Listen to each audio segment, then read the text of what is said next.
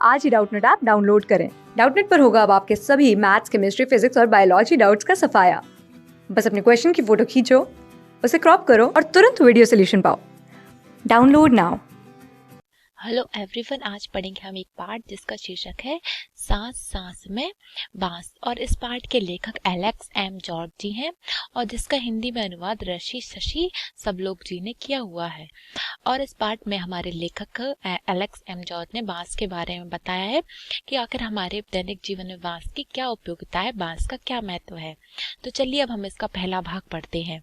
लेखक Alex M George कहते हैं कि एक जादूगर थे जिनका नाम था चंकी चंगलन बा। एक जादूगर थे जिनका नाम था चंगकी चंगलन बा। अगर इस शब्द को पढ़ने में हमें कठिनाई होती है तो इस शब्द को हम कुछ 3 भागों में विभाजित करके भी पढ़ सकते हैं। चंगलन बा।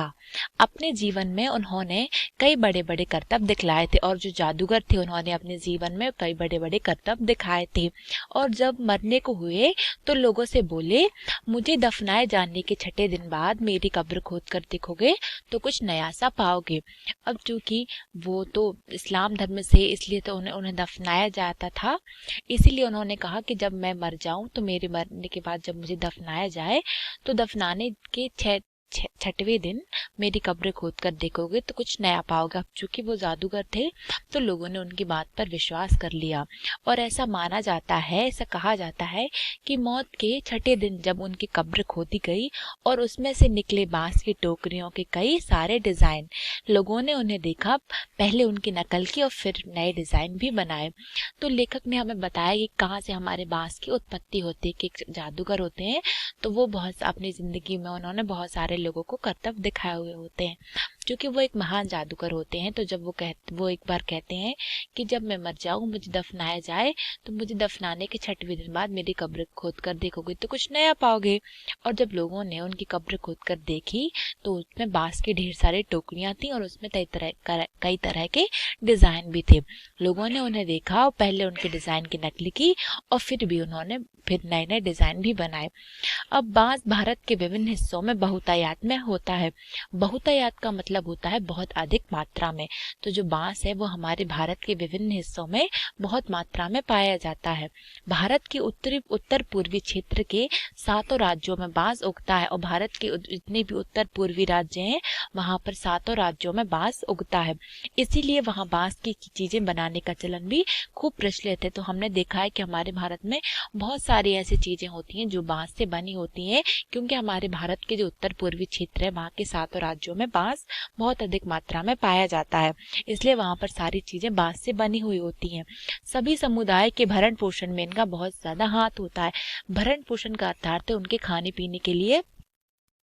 तो लेखक कहते हैं कि जितने भी समुदाय होते हैं वह अपना रोजगार इन्हीं बांस को बेचकर ही करते हैं और अपने बांस से वह तरह तरह की चीजों को बनाकर बेचते हैं जिससे उनका घर चलता है। और लेखक ने कहा है कि सभी समुदाय के भरण पोषण में इन बांस का बहुत बड़ा हाथ है। यहाँ हम खास तौर पर देश के उत्तर पूर्वी राज्य नागालैंड की बात करेंगे। लेखक ने इस पाठ में हमारे भारत के उत्तर पूर्वी राज्य नागालैंड की बात करते हुए कहा है कि यहाँ पर नागालैंड के निवासियों में बांस की चीजें बनाने का खूब प्रचलन है। कि नागालैंड के जितने भी लोग हैं वो बांस की चीजें बनाते हैं और उनका जो भरण पोषण होता है वह बांस की चीजों से ही होता है। इंसान ने जब हाथ से कलात्मक चीजें बनानी शुरू की तो बांस की चीजें तभी से ही बन रही हैं। आवश्यकता के अनुसार इसमें बदलाव हुए हैं और अभी भी हो रहे हैं। तो लेखक कह रहे हैं कि इंसान ने मतलब मानव ने जब जब हाथ से कलात्मक चीजें बनाने की कोशिश की है, बनाने की शुरुआत की है, तो बांस की चीजें तभी से ही बन रही हैं। जब इंसान ने अपने हाथों से कुछ कलात्मक चीजें बनाई हैं तभी से ही बांस का प्रचलन भी हुआ है। और अब आवश्यकता के अनुसार इसमें थोड़े बहुत बदलाव होते रहते हैं और अभी भी कुछ बदलाव जा रहे हैं। जैसे पुराने समय में अगर बांस की किसी टोकनी को हम देख लें तो उसका डिजाइन कुछ और था और अब नए समय में उसको और अच्छे तरीके से उसको डिजाइन किया जा रहा है। तो कहते हैं कि बांस की बुनाई का रिश्ता उस दौर से है जब इंसान भोजन इकट्ठा करता था। तो लेखक कहते हैं कि ऐसा मानना है कि बांस की बुनाई मतलब बांस की टोकनी का रिश्ता बांस बांस से बांस से जब चीजें बनाई जाती हैं तो उसका रिश्ता जब से है, जब से इंसान भोजन इकट्ठा करता है।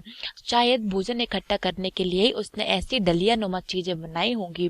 तो लेखक ने कहा है कि बांस की बुनाई का रिश्ता भी उसी वक्त से जब इंसान भोजन इकट्ठा करता था, और शायद भोजन को इकट्ठा मतलब एकत्रित करने के लिए उसने ऐसी डलिया नुमा चीजें बनाई होंगी। हमने देखा है कि बांस की जितनी भी टोकनी होती है वो एक डलिया के आकार की होती है। तो लेखक कहते हैं कि हो सकता है ये बांस की टोकरियों का उपयोग तभी हुआ हो जब मानव भोजन इकट्ठा करता था, और वो अपने इकट्ठे हुए भोजन को इकट्ठा करने के लिए उसे एक डलिया नुमा चीज की आवश्यकता पड़ी थी। तब से ही उसने बांस की टोकरी बनाना शुरू किया था। क्या पता कि भया जैसी किसी चिड़िया के घोंसले से टोकरी के आकार और बनावट की तरकीब हाथ लगी हो। बया एक चिड़िया का नाम है, तो क्या पता, लेखक कहते हैं कि क्या पता बया जैसी किसी चिड़िया के घोंसले से टोकरी के आकार और बनावट की तरकीब हाथ लगी हो। मतलब किसी व्यक्ति ने देखा हो, चिड़िया का घोंसला देखा होगा और उसी को ध्यान में रखते हुए फिर उसने बांस से टोकरी का निर्माण किया। लेखक आगे बता रहे हैं कि बांस से केवल टोकरियां ही नहीं बनती, बांस की खपच्चियों से ढेर सारी चीजें बनाई जाती हैं। बांस की खपच्चियां होती हैं को बांस को काट कर जब बांस जमीन से उगता है तो बांस को हंसिए से काट काट कर उसको छोटे छोटे भागों में विभाजित करना।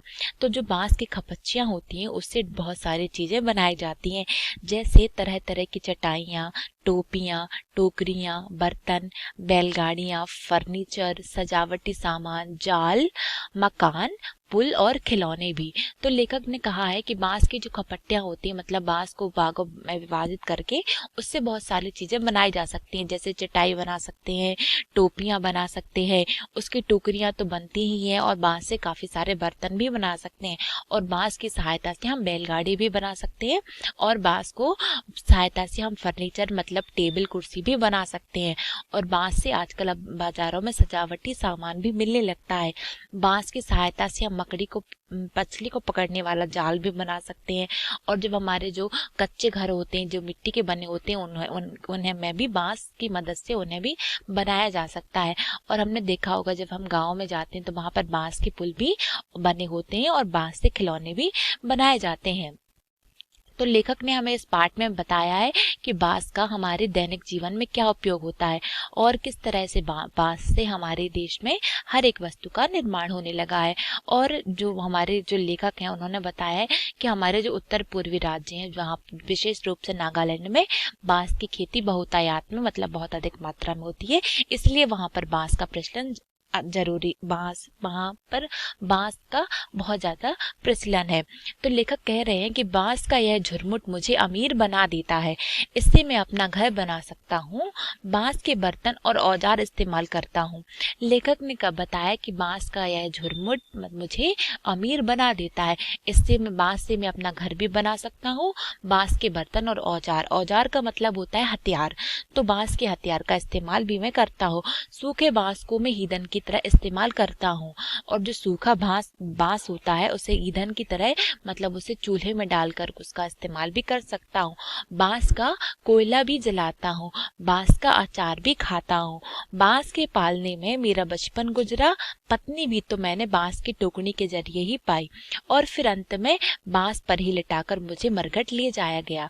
तो इन पंक्तियों में लेखक ने हमें बांस के महत्व के बारे में बताया है कि किस तरह से हमारा बचपन से लेकर हमारी जवानी और हमारे बुढ़ापे में हर जगह हमें बांस कितना काम आता है, और हमारे दैनिक जीवन में बांस की क्या उपयोगिता है कि बांस से हम अपना घर भी बना सकते हैं, बांस से बर्तन भी बना सकते हैं, उससे हथियार भी बनते हैं, और सूखे बांस को ईंधन की तरह भी उपयोग किया जा सकता है, और बांस का कोयला भी बनाया जा सकता है, और कुछ राज्यों में बांस का अचार भी बन सकता है। इसलिए लेखक ने बांस का महत्व बहुत ज्यादा बताया और कहा है कि बस बांस के पालने में उनका बचपन गुजरा और पत्नी भी उन्हें बांस की टोकनी के जरिए ही मिली है, और अंत में बांस पर ही लिटाकर मुझे मरघट ले जाएगा।